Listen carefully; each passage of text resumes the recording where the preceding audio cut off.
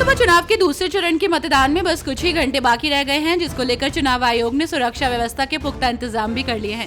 ये कहना गलत नहीं होगा कि 2024 के चुनाव की लड़ाई अब मंगलसूत्र पर आ टिकी है।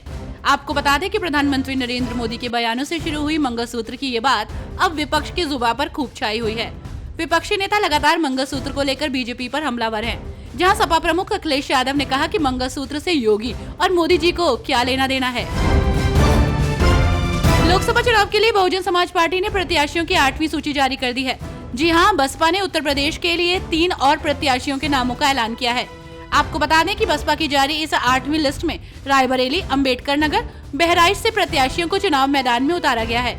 वहीं बसपा ने रायबरेली से ठाकुर प्रसाद यादव को अपना प्रत्याशी बनाया है। जालंधर से लोकसभा उम्मीदवार सुशील रिंकू ने आप सरकार पर जमकर निशाना साधा, जहां उन्होंने कहा कि नशा तस्करी खत्म करने के लिए भाजपा ही जरूरी है, क्योंकि अब समय आ गया है कि वो वेस्ट हल्का के लोग आप सरकार की घटिया कार्यप्रणाली और कांग्रेस की देश विरोधी नीतियों के खिलाफ भाजपा को पूरा समर्थन दे। 18वीं लोकसभा के चुनाव के दूसरे चरण में यूपी की 8 सीटों पर 26 अप्रैल को मतदान होने वाला है। आपको बता दें कि पश्चिमी यूपी की इस 8 सीटों पर 26 अप्रैल की सुबह 7 बजे से शाम 6 बजे तक वोट डाले जाएंगे, जहां गौतम बुद्ध नगर और मथुरा सीट पर सर्वाधिक 15-15 और बुलंदशहर में सबसे कम 6 प्रत्याशी अपनी किस्मत आजमा रहे हैं। सिकंदरा के राजपुर में रक्षा मंत्री राजनाथ सिंह ने एक जनसभा को संबोधित किया। इस दौरान रक्षा मंत्री राजनाथ सिंह ने सपा और कांग्रेस पर जमकर निशाना साधा। उन्होंने कहा कि कांग्रेस, सपा और बसपा के समय में लोग जानते हैं कि भ्रष्टाचार की क्या हालत थी, लेकिन उत्तर प्रदेश के मुख्यमंत्री योगी आदित्यनाथ और उनकी सरकार पर भ्रष्टाचार के एक भी आरोप नहीं लगे हैं, क्योंकि प्रधानमंत्री मोदी के नेतृत्व में देश चौतरफा तरक्की कर रहा है। बिहार की 5 संसदीय सीटों किशनगंज, कटिहार, पूर्णिया, भागलपुर और बांका में 26 अप्रैल को दूसरे चरण का मतदान होने जा रहा है। बूथ पर वोटिंग को लेकर चुनाव आयोग ने तैयारियां पूरी कर ली हैं।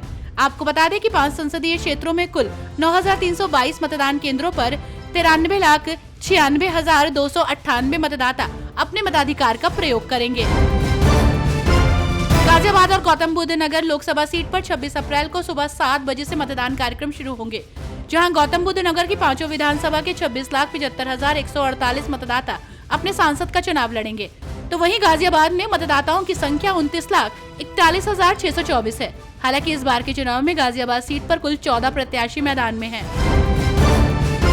कानपुर में लोकसभा की 2 सीटें हैं, एक कानपुर शहर, दूसरी अकबरपुर लोकसभा क्षेत्र, जहां पर बीजेपी, कांग्रेस और सपा के प्रत्याशियों ने अपना नामांकन कराया।